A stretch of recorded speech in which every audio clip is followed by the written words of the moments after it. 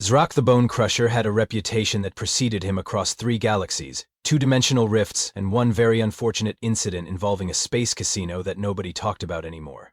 Standing 8 feet tall, with scales that could deflect plasma bolts and teeth that made great white sharks look like house cats, he was the kind of being that made grown Klaxons wet themselves and caused entire Zephian colonies to suddenly remember urgent business elsewhere.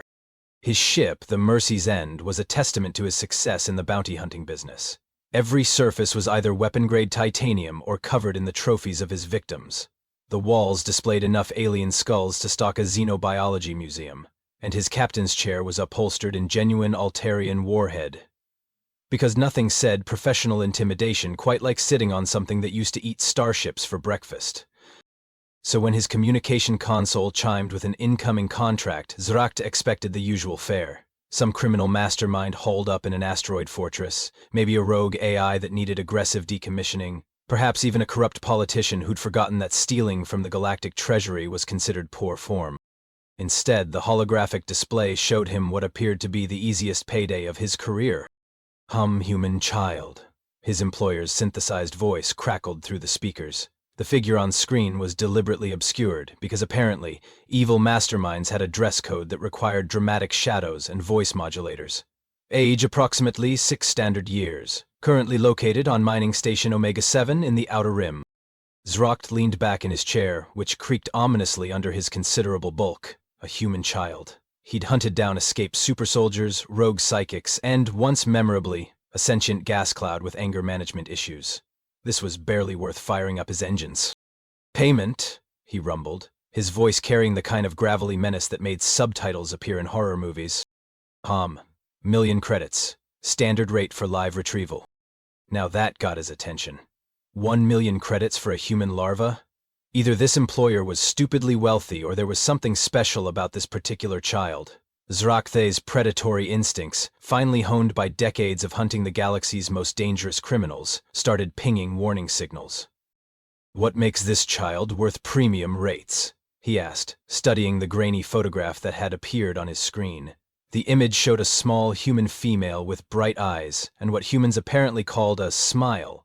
Zrak had seen that expression before, usually right before something exploded. Humans are unpredictable, the employer said, and something in that synthesized voice suggested personal experience. Exercise caution. Zrak's laugh sounded like boulders having an argument.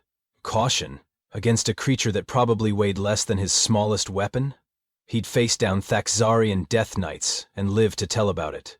He'd stared into the collective consciousness of a hive mind and made it blink first. A tiny human couldn't possibly present any real challenge. Consider it done, he said, already calculating how he'd spend his easy million.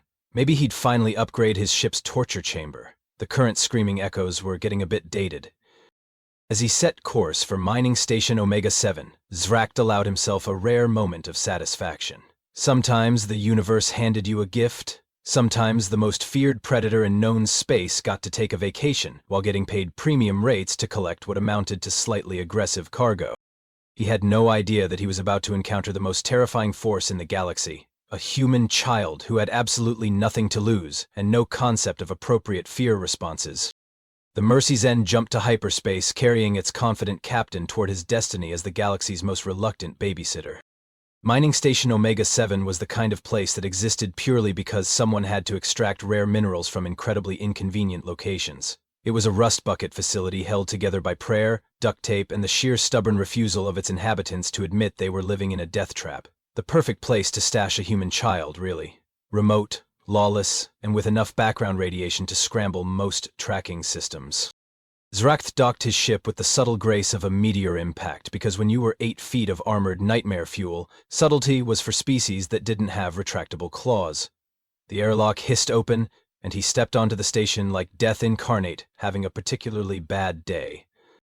The effect was immediate and gratifying. Miners scattered like startled vermin, diving behind cargo containers and suddenly discovering urgent business in other sectors. A Volcarian merchant took one look at Zrak's impressive collection of visible weapons and decided his shop needed to be closed for inventory. A drunk Centaurian actually sobered up on the spot, which medical science had previously deemed impossible. This was how it was supposed to work. Fear, respect, and the kind of reputation that made people cooperate before you had to start breaking things. Zrakth allowed himself a moment of professional satisfaction as he stalked through the corridors, his massive frame casting shadows that seemed to have their own intimidation factor.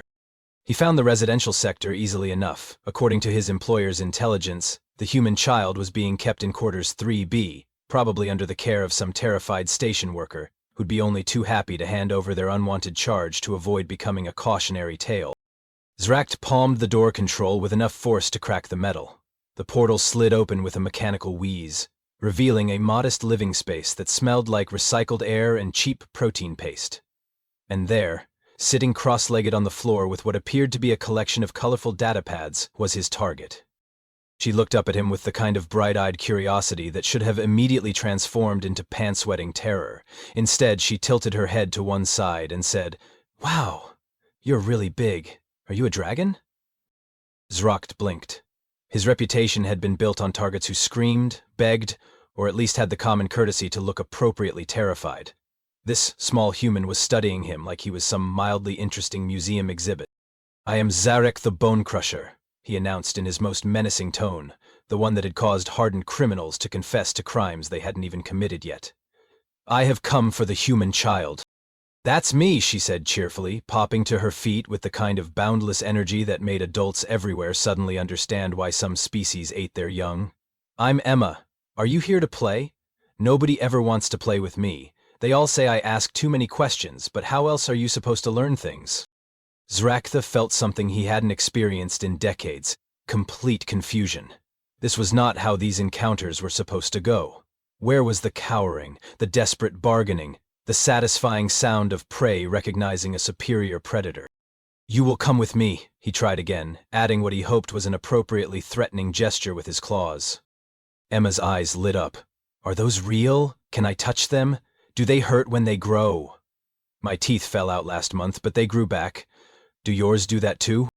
Before Zrakth could process what was happening, she had somehow crossed the room and was standing directly in front of him, reaching up toward his hands with the fearless curiosity of someone who had clearly never learned proper survival instincts. "Child," he rumbled, taking a step back because retreat seemed like the only sane option. "You should be afraid." Emma looked genuinely puzzled by this concept. "Why? You haven't hurt anybody.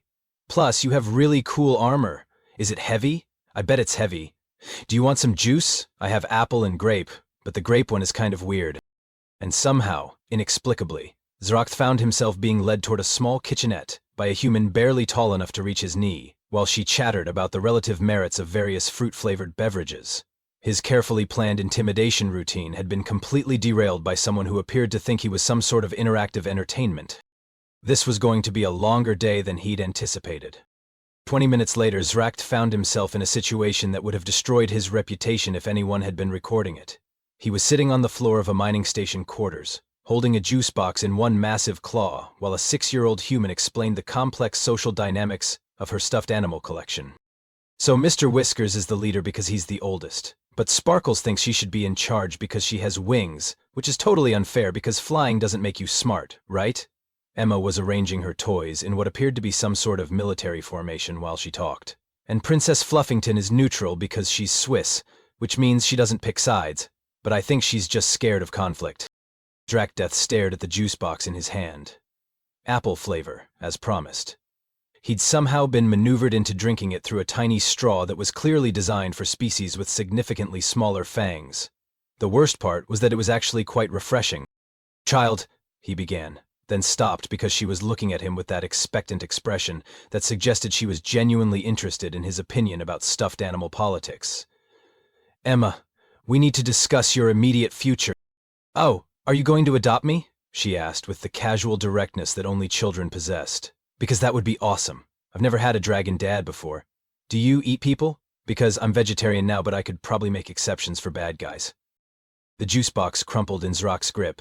"I am not adopting you. I am a bounty hunter. I collect people for money."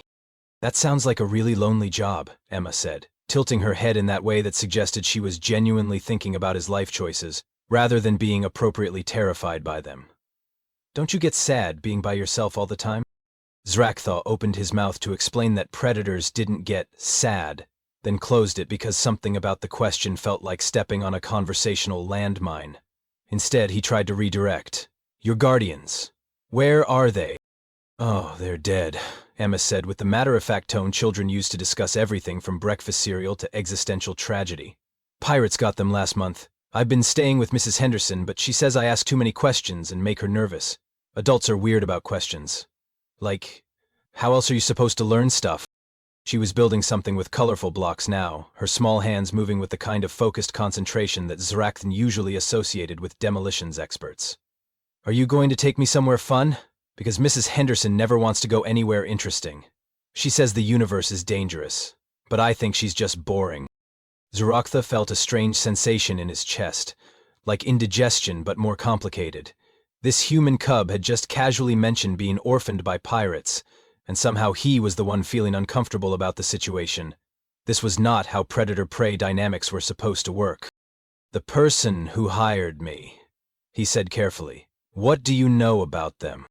Emma looked up from her blocks. You mean the creepy voice guy? He says he's my uncle, but I don't have any uncles. Also, he smells wrong. Smells wrong? Yeah, like when milk goes bad but tries to pretend it's still good. Adults have smells, you know, good ones and bad ones. You smell like metal and ozone and something kind of spicy. It's not bad. Mrs. Henderson smells like fear and antiseptic. The voice guy smells like lies. Zrachthan stared at her. In his centuries of hunting experience, he'd learned to trust his instincts about people, but he'd never met anyone who could literally smell deception. Especially not someone who was currently trying to balance a stuffed unicorn on a tower of blocks. Emma, he said slowly, do you want to come with me? She looked up, and for a moment her expression was far too serious for someone her age. Do I have a choice? The question hit him harder than it should have. Of course she didn't have a choice. That was the point of bounty hunting. You collected the target and delivered them to whoever was paying, regardless of what the target wanted. It was a simple transaction. So why did he suddenly feel like the worst kind of predator? You always have choices, he heard himself saying, which was possibly the first lie he'd told in decades. But sometimes the available options are all terrible. Emma nodded solemnly, like this was a perfectly reasonable philosophical position. That's very honest. I like that. Most adults lie to make kids feel better, but feeling better doesn't change reality, does it? She stood up and dusted off her hands. Okay, Zappy, I'll come with you, but I have conditions. Conditions? Zrachthan repeated. Child, you are not in a position to negotiate. Sure I am, Emma said cheerfully. You could just grab me and stuff me in a cage, but you haven't, which means you're either really bad at your job or you're a good person pretending to be scary, and good people always negotiate. She had somehow maneuvered him into a corner using nothing but logic and an alarming amount of insight. Zrachthan was beginning to understand why humans had such a troubling reputation across the galaxy. What conditions? He asked, because apparently he was now taking orders from someone who needed a step stool to reach door controls. Emma's smile was bright enough to power a small space station. First, I get to help with bounty hunter stuff because it sounds educational. Second, you have to answer my questions truthfully. And third, we stop for ice cream at least once a week because life without ice cream is just existence, and existence is boring. Zrachthan looked down at this small human who had somehow turned his simple extraction mission into a negotiation that would have impressed corporate lawyers, and realized he was completely out of his depth. Fine, he said, because what else could he say? But no touching the weapons. Deal, Emma said, sticking out her hand. Partners? And Zrachthan the Bone Crusher, terror of 3 galaxies, found himself shaking hands with a 6-year-old human who had just successfully recruited him as her sidekick. The next few hours were a masterclass in how a small human could completely reorganize a grown predator's worldview without even trying. Emma had insisted on giving Zrachthan the grand tour of Mining Station Omega-7, which apparently involved stopping at every maintenance junction to ask detailed questions about the engineering specifications and greeting every terrified resident like they were old friends. Hi, Mr. Gorblax, she called out to a Zephyri maintenance worker who immediately dropped his plasma torch and tried to hide behind a ventilation shaft that was considerably smaller than he was. This is my new friend Zappy. He's a bounty hunter, but don't worry, he's one of the good ones.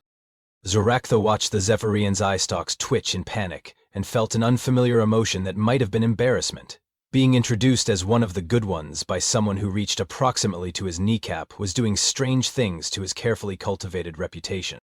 "Emma," he said as they continued down the corridor, "perhaps we should discuss the concept of discretion?" "What's discretion?" she asked, skipping backwards so she could maintain eye contact while they walked. The fact that she could do this without running into anything suggested either remarkable spatial awareness or the kind of supernatural luck that made babysitters quit their jobs. "It means not telling everyone everything," Zracht explained. "Professional hunters maintain a certain mystery about their activities." "That sounds lonely," Emma said with the devastating simplicity that was becoming her trademark. "Don't you want people to know you're nice?" Before Zracht could explain that nice was not typically associated with his profession, the station's emergency klaxons began wailing, red lights flashed along the corridors, and the intercom crackled to life with a panicked voice. "All residents to emergency stations. We have a hull breach in Sector 7. Unknown hostile forces have boarded the station." Emma stopped skipping. That doesn't sound good. Zracht's predatory instincts, which had been lulled into confusion by juice boxes and philosophical discussions, suddenly snapped back online. His hand moved automatically to his weapon harness as he scanned the corridor for threats. "Stay behind me," he ordered, his voice dropping to the gravelly command tone that had kept him alive through countless dangerous situations. For once, Emma didn't argue. She moved closer to his massive frame, and Zrachtha felt a strange surge of protective instinct that had nothing to do with professional obligations. Someone was threatening his what, exactly? His cargo? His partner? His responsibility? The sound of plasma fire echoed from somewhere ahead, accompanied by screams and the distinctive crash of emergency barriers slamming shut. Whatever had boarded the station was moving fast and leaving chaos in its wake. "Zappy," Emma said quietly, and something in her voice made him look down. Her earlier cheerfulness had been replaced by a kind of alert stillness that reminded him uncomfortably of prey animals sensing predators. "The bad smell people are here." "Bad smell people. Like the voice guy, but more of them." Emma's small hand found the edge of his armor plating and gripped it tightly. "They're looking for me, aren't they?" Zrachtha felt something cold settle in his stomach. His employer hadn't mentioned that other parties might be interested in the child. Either this was a coincidence, which seemed unlikely, or he'd walked into a trap that was considerably more complex than a simple extraction job. The corridor ahead erupted in weapon fire, and 3 figures in black tactical armor rounded the corner at a dead run. They moved with the kind of coordinated precision that screamed military training, their weapons sweeping the area in practice search patterns. "Target acquired," one of them said into his comm unit. "Human child, accompanied by unknown alien, initiating retrieval protocol." They raised their weapons, and Zracht realized with crystal clarity that these people had no intention of leaving witnesses. The protective instinct that had been building all day suddenly crystallized into something much more dangerous: parental rage. "Emma," he said calmly, not taking his eyes off the approaching soldiers, "remember how I said you couldn't touch the weapons?" "Yeah." "Rules change. When I say run, you go to my ship. The access code is 7742. Lock yourself in the main cabin and don't come out until I get there." "What about you?" Zracht's laugh was the sound that had given nightmares to beings across 3 galaxies. "I'm going to remind these people why they should have done their research before threatening my partner." The lead soldier fired first, a plasma bolt that would have taken Zracht's head off if he hadn't spent decades learning to read combat intentions. He moved with the fluid grace of a born predator, his massive frame somehow finding cover behind a support pillar while his own weapon cleared its holster. "Run!" he roared. Emma ran, but not in the direction he'd expected. Instead of heading for the docking bay, she ducked into a maintenance access tunnel that Zracht's bulk couldn't possibly fit through, which meant she was either following some escape plan he didn't know about, or she was trusting him to handle the immediate threat while she implemented some typically human solution to their problem. The soldiers advanced with professional competence, using cover and coordinated fire to pin him down. They were good, Zracht thought had to admit. Probably ex-military, definitely experienced, and equipped with weapons that could actually hurt him. Unfortunately for them, they had made one critical tactical error. They had threatened someone under his protection. Zaraktha the Bone Crusher hadn't earned his reputation by being subtle. He exploded from cover with the kind of devastating violence that made other predators reconsider their career choices. His return fire turned the corridor into a light show of plasma bolts and ricocheting energy, while his massive frame closed the distance with terrifying speed. The first soldier went down to a combination of plasma fire and what medical professionals would later describe as catastrophic blunt force trauma. The second managed to get off 3 shots before discovering that Zracht's armor was considerably more effective than his own. The third actually wounded him, a lucky shot that burned through his shoulder plating and left him bleeding green ichor onto the deck plates. But wounded predators were more dangerous than healthy ones, and by the time the corridor fell silent, Zracht was standing alone among the debris, breathing heavily and trying to process what had just happened. He had killed 3 people to protect a human child he'd known for less than a day. More than that, he had enjoyed it in a way that had nothing to do with professional satisfaction, and everything to do with the kind of fundamental protective rage that he'd thought was beyond him. "Zappy!" Emma's voice came from somewhere in the walls, transmitted through the station's internal communications system. "Are you okay? That sounded really loud." "I'm fine," he called back, surprised to discover that he was. The wound in his shoulder was painful but not serious, and the strange warm feeling in his chest was growing stronger. "Where are you?" "Verified machine control room. I figured out how to lock down their ship so they can't leave or call for backup. Also, I may have accidentally vented their shuttle bay to space, but I'm pretty sure nobody was in there."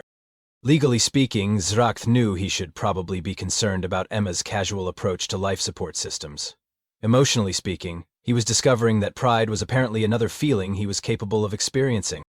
"Emma," he said, "you realize you just trapped armed hostiles on a space station and then eliminated their escape route. Is that bad? I thought it was tactically sound. You taught me that when you were explaining why you always park your ship near the emergency exits." Zracht blinked. He had explained that during their earlier tour, and she had not only been listening, she had applied the lesson in a completely different context with devastating effectiveness. "No," he said slowly, "that was very good. Very good indeed." As he made his way toward the maintenance section to retrieve his partner, Zracht found himself facing an uncomfortable truth. Somewhere between juice boxes and philosophical discussions about stuffed animal politics, he had stopped thinking of Emma as cargo to be delivered. She wasn't a target anymore, or a responsibility, or even just a traveling companion. She was family, and family, as he was rapidly learning, changed everything.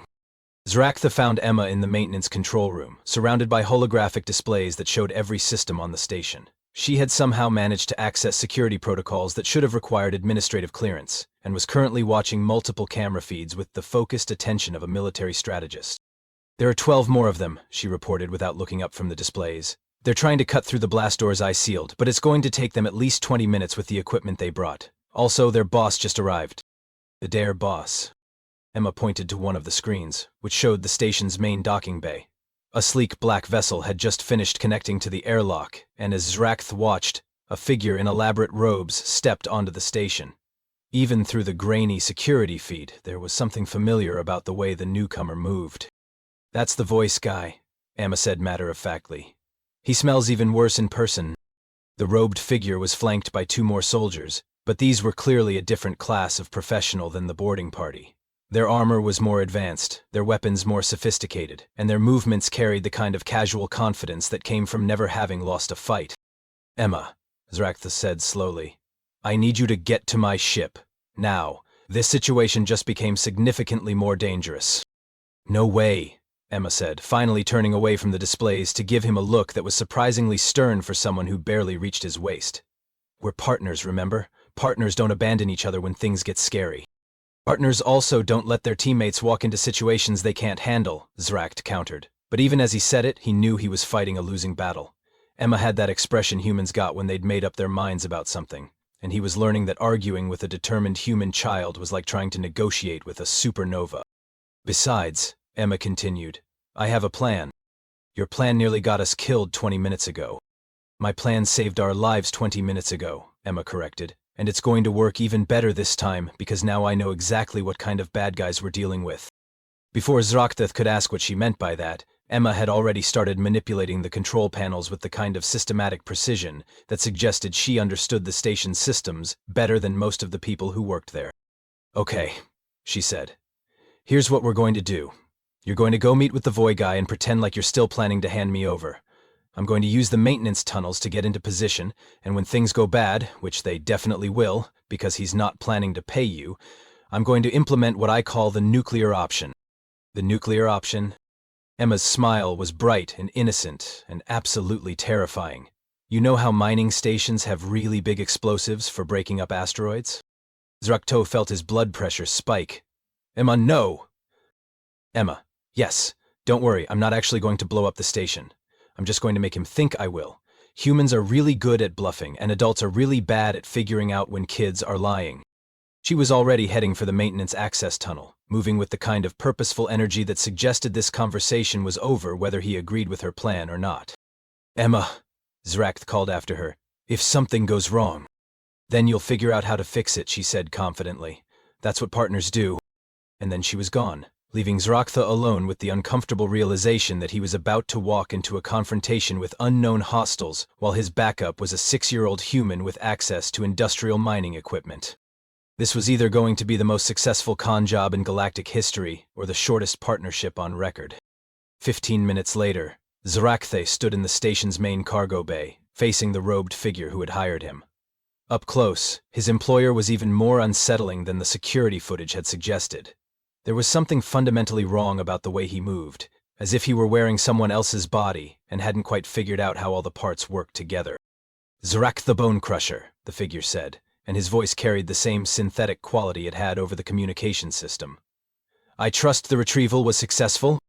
The child is secure, Zrath replied, which was technically true if you considered secure to mean currently rigging mining explosives in the station's power core. Excellent. And the collateral damage? Minimal. Also technically true, since 3 dead soldiers and some structural damage to the corridors was probably considered a light day by bounty hunter standards. The robed figure nodded approvingly.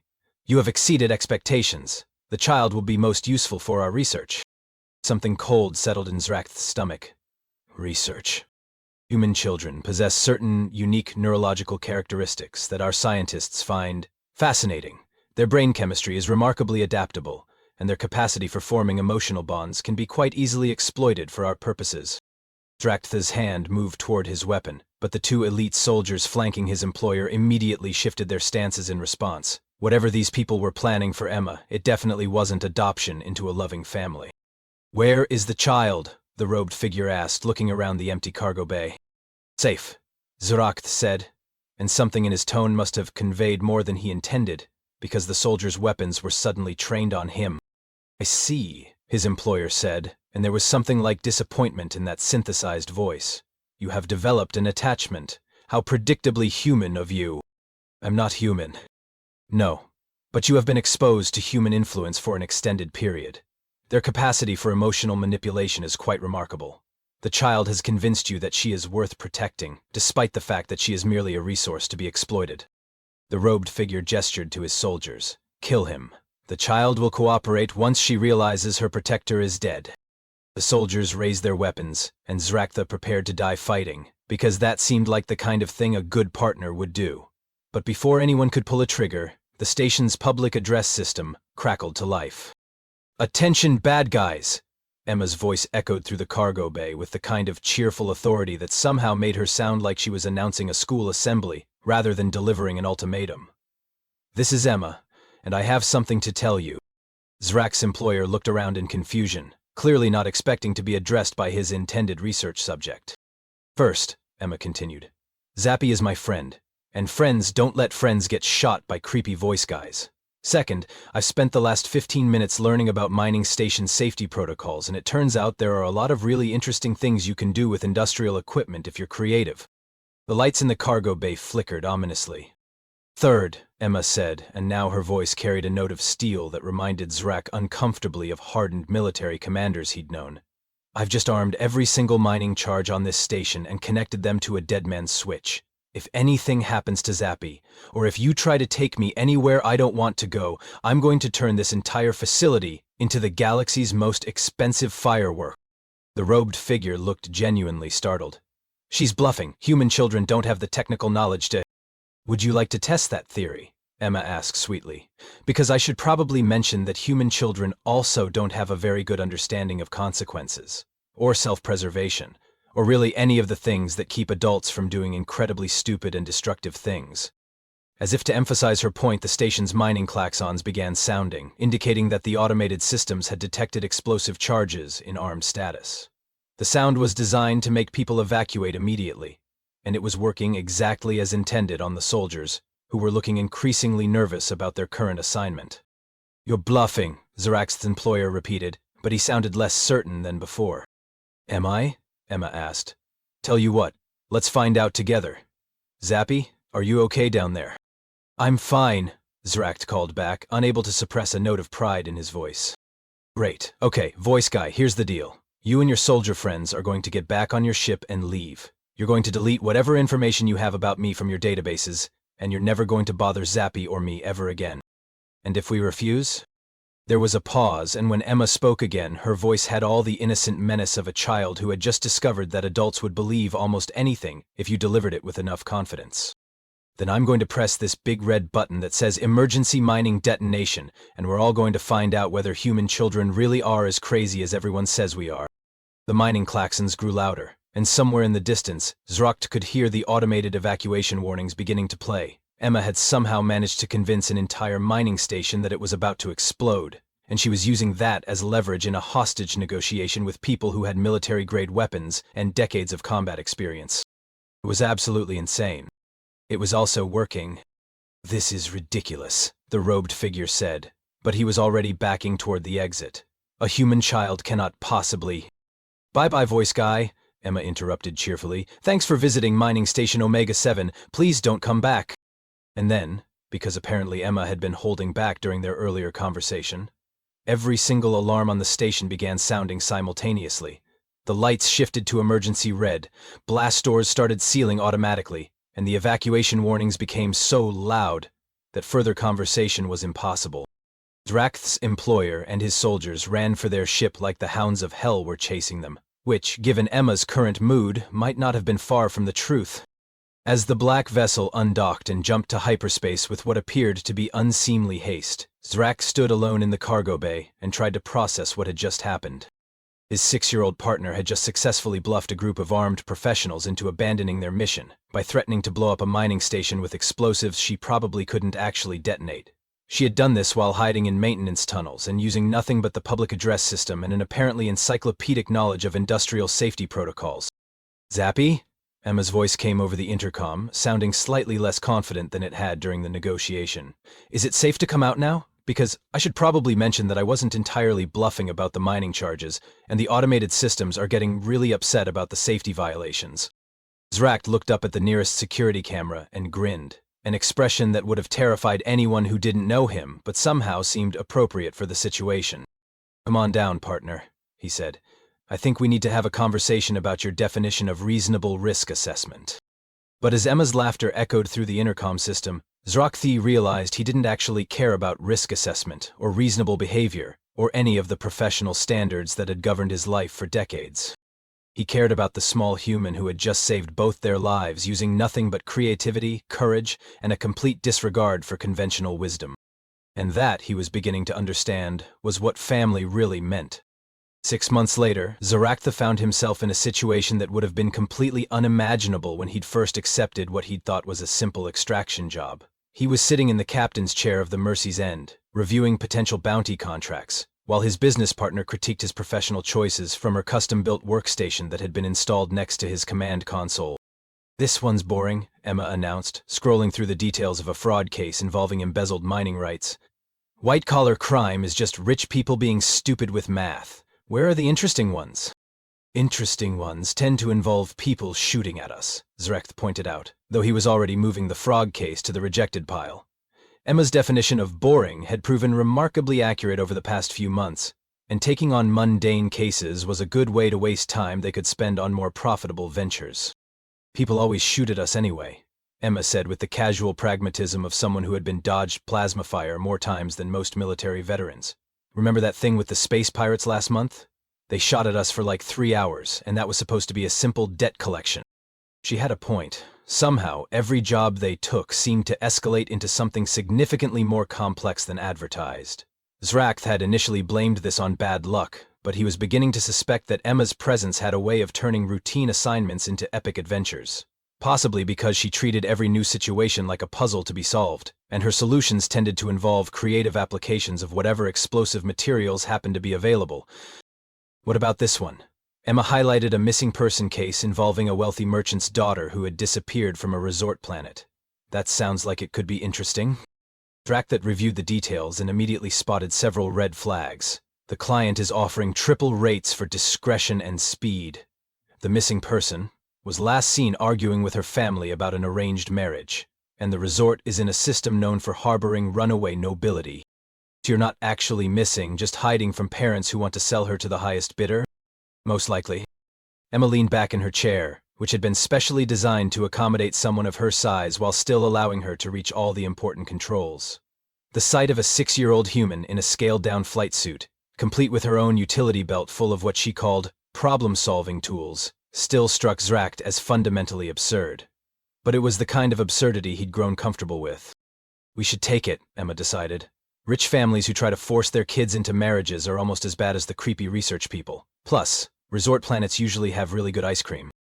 Zrak found himself nodding along with his reasoning, which would have horrified his past self. 6 months ago, he would have chosen jobs based on profit margins and risk assessment. Now, he apparently selected cases based on moral considerations and frozen dessert availability. There is one small problem, he said. This particular client has specified that they want the target returned immediately, with no questions asked. They've also made it clear that they consider family business to be private business.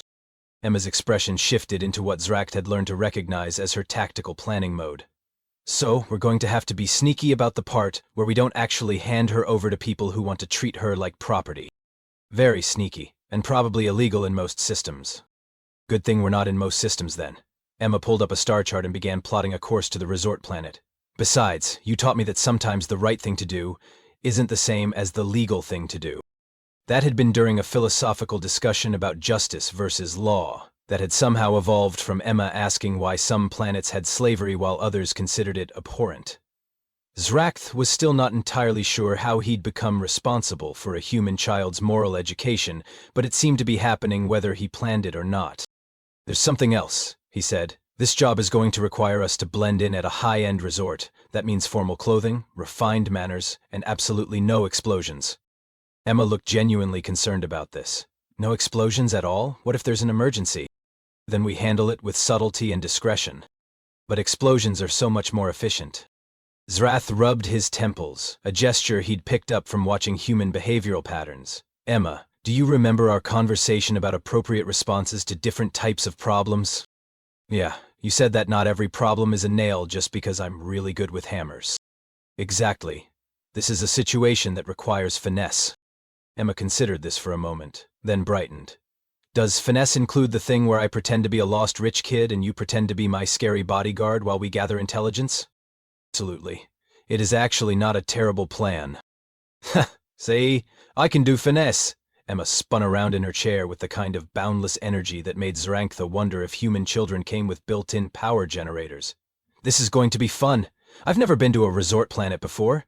Do you think they have swimming pools? I've always wanted to try swimming.